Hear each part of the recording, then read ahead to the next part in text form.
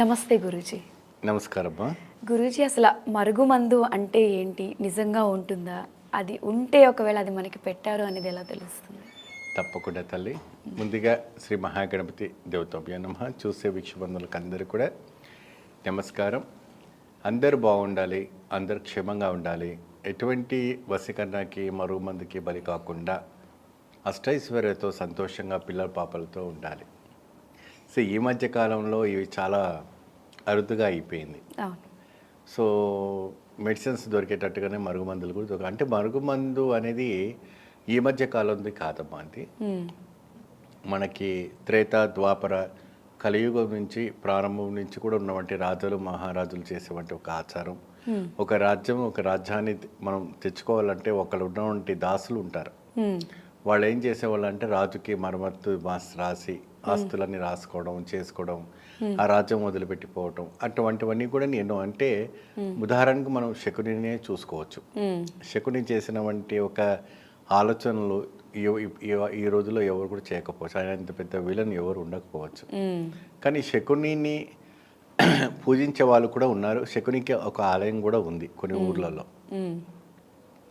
So వాస్తవానికి ఏదైనా నిప్పు ఉంటే కానీ పొగ రాదు, పొగ ఉంటేనే నిప్పు రాదు అని ఒక సామెత.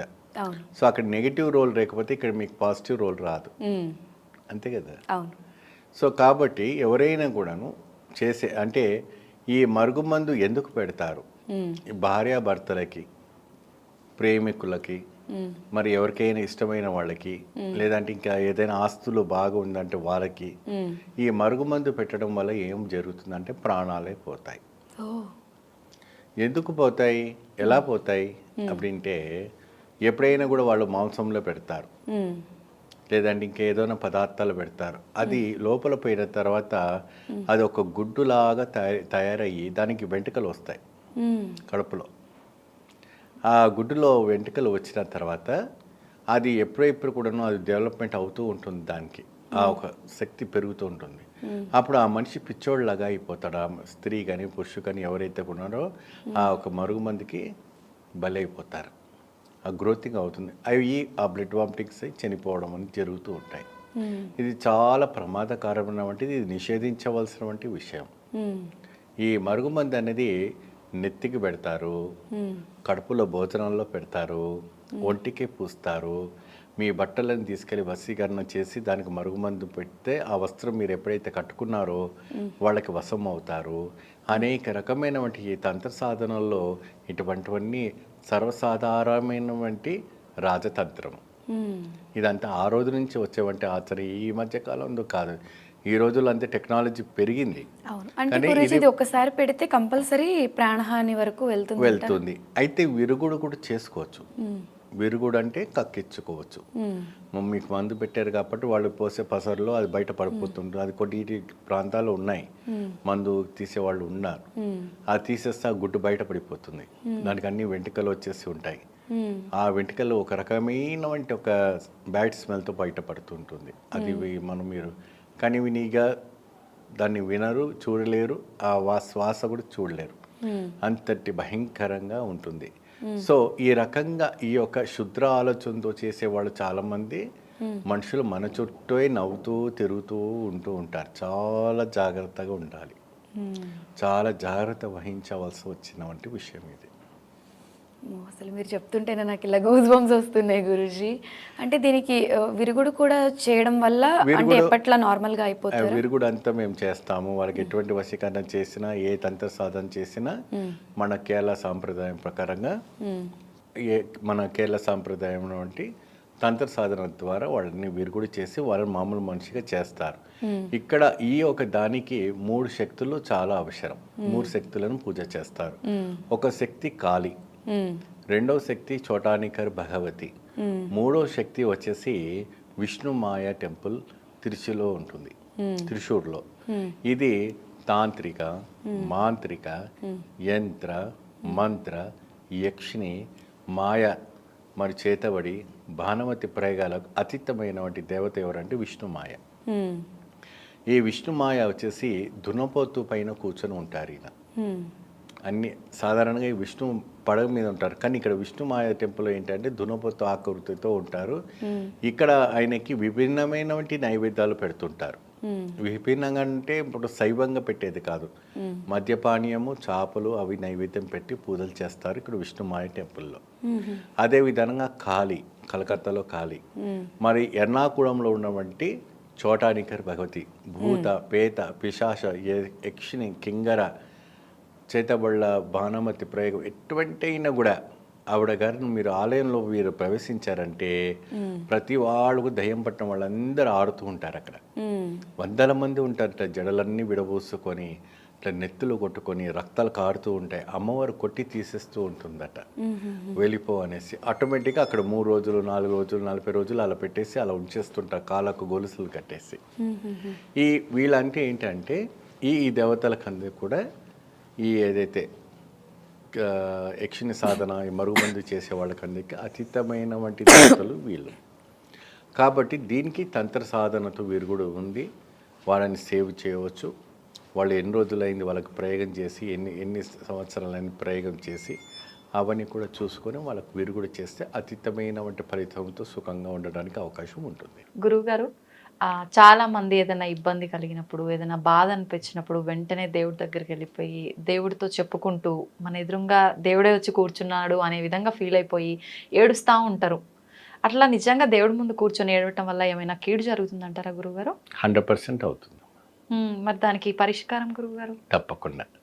ముందుగా శ్రీ మహాగణపతి దేవతోభ్య నమః. చూసే వీక్షబంధులకు అందరికీ నమస్కారం. భగవంతుడి దగ్గర, తల్లిదండ్రుల దగ్గర ఏడవటం అంటే ఎవరు దిక్కు లేని ఎటువంటి కష్టాలు ఉన్నప్పుడు, చాలా కష్టాలు ఉన్నప్పుడు, ఎటువంటి దిక్కు తోచలేనప్పుడు, నాకు సావే శరణం అనుకున్నప్పుడు, నేనే సూసైడ్ చేసుకుంటున్న సమయంలో, అంటే వాళ్ళకి అటువంటి భావన ఉన్నప్పుడు దేవుడి దగ్గర కూర్చొని ఏడవటం. ఆ భగవంతునికి మించినటువంటి శక్తి ప్రపంచంలో ఏది లేదు. ఏడవటం అంటే చీటికి మాటికి ఏడకూడదు. అన్నానికి, భోజనానికి, దానికి, దీనికి అనేక రకమైన వంటి విశేషాలకి ప్రతిదిన కూడా ఏడుపు కొట్టులాగా ఏడవకూడదని ఒక సామెత ఉంది. నీకు అతి భారమైనప్పుడు, భూమండలం కనుక మించిన వంటి భారం నెత్తి మీద పడినప్పుడు, కష్టాలు ఇరుక్కున్నప్పుడు, అతి కఠినమైనటువంటి దరిద్రంలో ఉన్నప్పుడు స్వామివారి చరణాల మీద పడండి. మీ ఇష్టమైన వంటి దైవం పైన పడండి, ప్రాధేయపడండి, వేదన చేయండి, ప్రార్థనలో పూజలు చేయండి, ఏడ్చుకుంటూ మీరు స్వామివారికి సేవ చేయండి. తప్పకుండా మీకు రిఫ్లెక్ట్ అంటే నెగిటివ్ కాకుండా పాజిటివ్ రిఫ్లెక్ట్ అనేది ఇమీడియట్గా కనపడుతుంది. అది ఎలా కనపడుతుంది? ఇప్పుడు కొన్ని కృష్ణుడి దగ్గర కుచేలుడు వచ్చాడు. తన దగ్గర ₹1 కూడా లేదు, చినిగిపోయిన వస్త్రాలు, ఇంత నూకలు, ఇంత నువ్వులు కట్టుకొని, ఇంత మునుమ్రాలు తీసుకొని కృష్ణుని తన మిత్రుని చూడడానికి రావడానికి ప్రయత్నం చేస్తాడు ద్వారకకి. ఓకే. ఆ సమయంలో తను రావడానికి కూడా డబ్బు లేనప్పుడు అడవి ప్రాంతం నుంచి వచ్చేటప్పటికి అనేక రకమైనటువంటి బాధతో కాళ్ళకు తాకి రక్తము ముళ్ళంతా ముళ్ళతో గీరుకొని రకరకాలుగా హింసించి, అంటే ఒక అడవిలో నడుచుకుంటూ వచ్చినప్పుడు అంతా బాధనే కదా, ఇబ్బంది పడుతూ వచ్చాడు. తీరిగా ద్వారక వచ్చేసి నేను కృష్ణుడి వాళ్ళ మిత్రుడిని మాట్లాడుతున్నాను, కుచేలుని మా వెళ్ళి చెప్పండి அப்படின்னு చెప్తే, అప్పుడు శంకు చక్రగత హస్తాలు రతి మన్మధులను, రుక్మిణి సత్యభామలను అందరినీ కూడా వదిలిపెట్టి తన ఒంటి మీద ఉన్నటువంటి శేషవస్త్రం వదిలిపెట్టి పరిగెత్తుకొని ద్వారం దగ్గరికి వచ్చేసి రిసీవ్ చేసుకున్నాడు కృష్ణ పరమాత్ముడు. అంటే బాధలో ఉన్న వాళ్ళు భగవంతుని ఆదుకోవడంలో పరమాత్ముడు దిగి వస్తున్నాడని నిదర్శనంగా చూపించడం. ఆయన కుచేలుని కాళ్ళు కడగడం, సత్యభామను, రుక్మిణిను, రాధను అందరూ కూడా పోస్తారు, నీళ్ళు పోసి ఆయన కృష్ణుడికి అడుగుతాడు, నొప్పులు ఎంత తోలంతా కూడా ఇంత రక్తంగా ఉందనేసి ఆయన శేషవస్త్రం తీసి తుడుస్తాడు. నీకేం కావాలో చెప్పు అంటాడు. నేను చాలా కటిక దళిద్రంలో ఉన్నా కృష్ణ, నా భార్య చెప్పింది నీకు దగ్గర వెళ్ళి నా మొరాలు ఆలగించమని చెప్పేసి, అప్పుడు నీవు దాచిపెట్టుకున్న వంటి ఏదైతే ఉందో అది నాకు ఇవ్వు అంటాడు. ఏమండి? అయితే అక్కడ నా చూసిన వంటి అంతస్తులో కావచ్చు, ఆయన ఉన్న వంటి పదవిలో కావచ్చు, ఆయన ఒక జగజ్యోతిగా బంగారు కిరీటం పెట్టుకుని వెలుగుతున్నాడు. ఆ ఒక అటుకులు కానీ ఆ నూకలు కానీ ఏం తింటాడైనా, అందుకనేసి ఆయన ఇలా అని వెనకాల దాచుకుని ఉంటాడు. ఆ వెనకాల దాసిని తీసుకొచ్చి నాకు వదినమ్మ పెట్టింది నాకు ఇవ్వు అంటాడు. కృష్ణుడికి అటుకులు ఇదంటే చాలా ప్రీతికరం అన్నటువంటిది. ఆయన 2 పిరికిడి నోట్లో వేసుకుని 3వ పిరికిడి వేసుకునేటప్పుడే రుక్మిణీదేవి వచ్చి చేతి పట్టుకుంటుంది. కృష్ణ నాదా మీరు ఏం చేస్తున్నారు గుర్తుందా మీకు అబ్దినే. ఆ 2 పిడికిల లోపనే ఆయన కుబేరుడు అయిపోయాడు. ఆయనకు అపురూపమైనటువంటి సంపాదన ఎలా వచ్చిందంటే ఆయనకు తెలియదు. ఆయన తిరిగి ఇంటికి వెళ్తే లోపల అందరూ వజ్రవైదూర్యాలతో కనపడుతుంటారు. బంగారు పోయినటువంటి భవనం ఏర్పడింది, తరగని ఆస్తి పడింది. ఆ 3వది ఇస్తే కూడా నీ ప్రపంచాన్ని కూడాను ఆ మిత్రునికి ఇచ్చేవాడు. అంటే భగవంతుడు భక్తికి లోబరుస్తాడు. ఆయన పేదవాడైనా సరే, గొప్పవాడైనా సరే, ఎవరైనా కూడా బాధలో ఉన్నప్పుడు భగవంతుడు పాదాలపైన పడాలి, కానీ చీటి మాటిగా ఏడవకూడదు.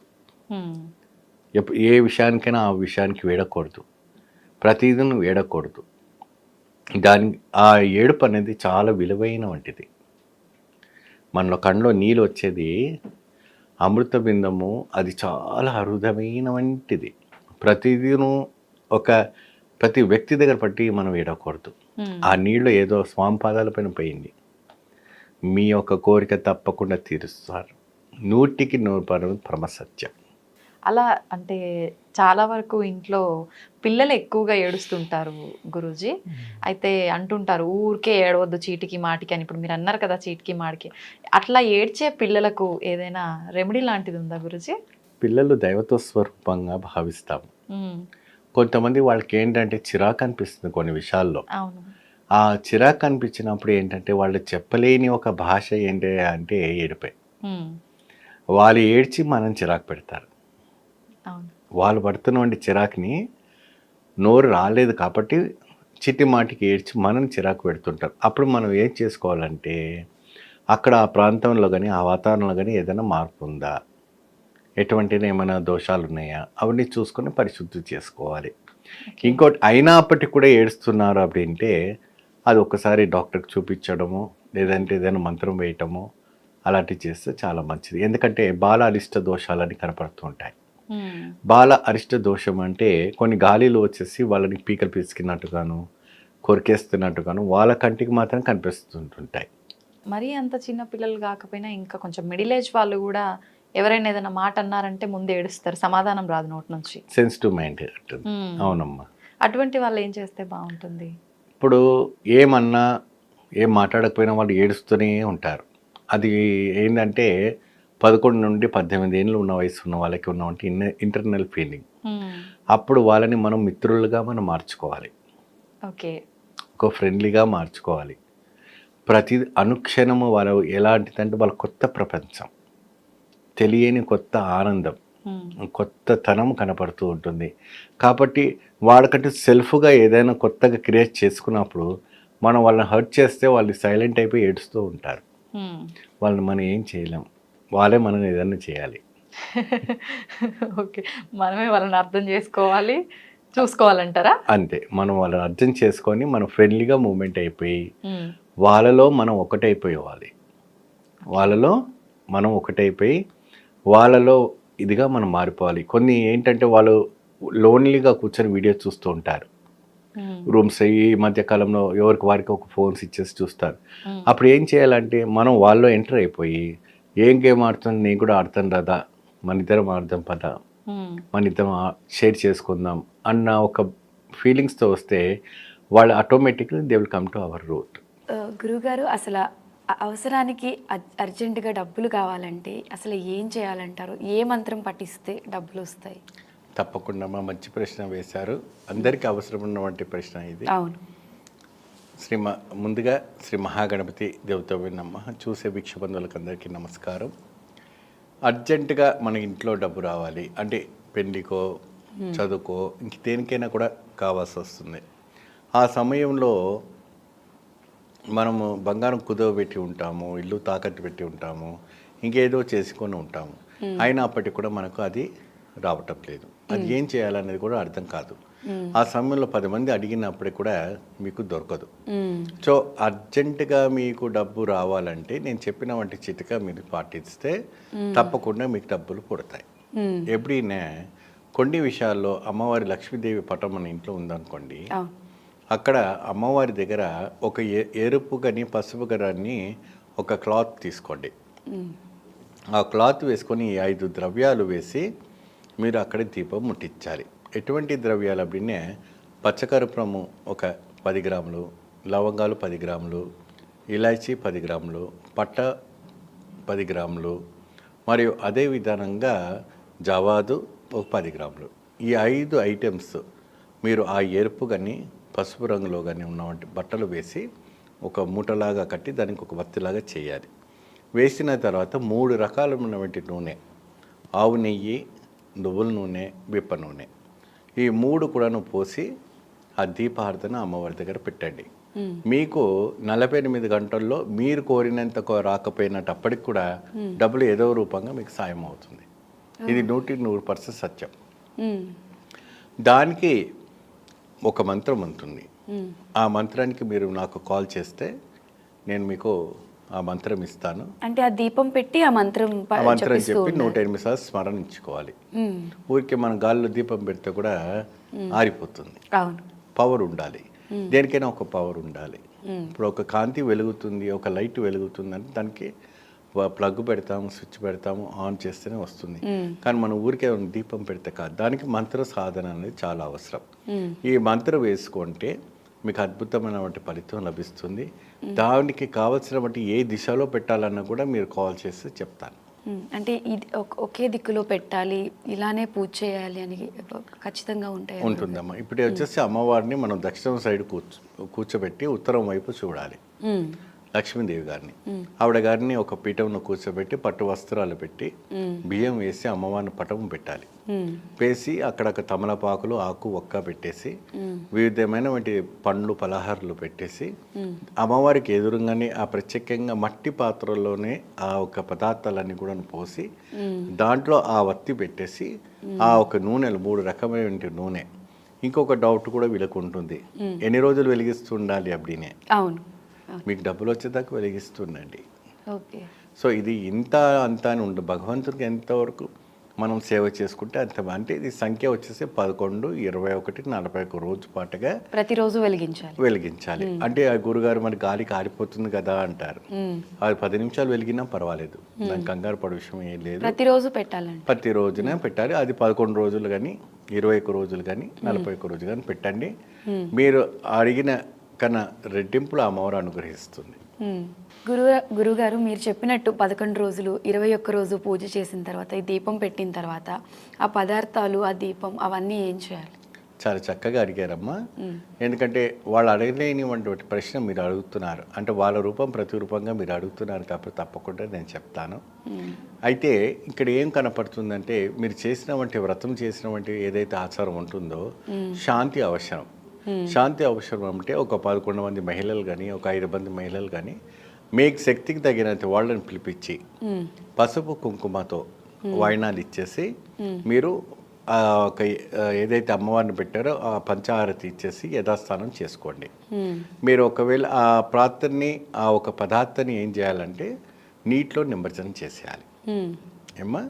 తర్వాత అక్కడ పెట్టినటువంటి బియ్యం ఏదైతే ఉందో అక్కడ పెట్టినటువంటి తమలపాకు, ఆకు, ఒక్క ఏదైతే ఉందో అది ఆకు ఒకవేళ ఎండిపోయింది అనుకోండి, ఆ ఒక్కల పైన పక్కన పెట్టినటువంటి డబ్బులు ఏదైతే 9 రకాలైన డబ్బులు పెడతాం, రూపాయి బిళ్ళలంతా కూడా ఆ బియ్యం అవన్నీ కూడా ఒక ఎరుపు బట్టలో కట్టుకొని మీ ఇంటి గుమ్మానికి ఏలాడిస్తూ ఉండాలి. నిత్యం ప్రతి శుక్రవారము మంగళవారం నాడు ఆ ఒక మూటకు నిరంతరంగా ధూపాన్ని పట్టిస్తూ ఉండాలి. ఆ లక్ష్మి శక్తిని ఆకర్షిస్తూ ఉంటుంది. ఆ మంత్రోచ్చరణతో చేసినటువంటి ఒక పవర్ ఏదైతే ఉందో తంత్ర బలానికి, మంత్ర బలానికి, యంత్ర బలంతో పాటు ధనం కూడా ఇంట్లో నిరంతరంగా ఉంటుంది. అది అక్షయగా అంటే ఇన్స్టెంట్గా మీకు డబ్బులు కురవడానికి బాగా అవకాశం ఉంటుంది. ఓకే గురుగారు, చాలా అద్భుతంగా వివరించారు. ప్రజెంట్ ఉన్న జనరేషన్లో డబ్బులు అవసరం లేని వాళ్ళంటే ఎవరూ లేరు. మీకు దీనికి సంబంధించి ఏమైనా డౌట్స్ ఉంటే కూడా కింద స్క్రీన్ పైన గురువుగారి నెంబర్ స్క్రోల్ అవుతూ ఉంటుంది. ఆ నెంబర్కి కాల్ చేసి మీరు దీని గురించి పూర్తి వివరాలు కూడా తెలుసుకోవచ్చు. ధన్యవాదాలు గురూజీ. నమస్కారం.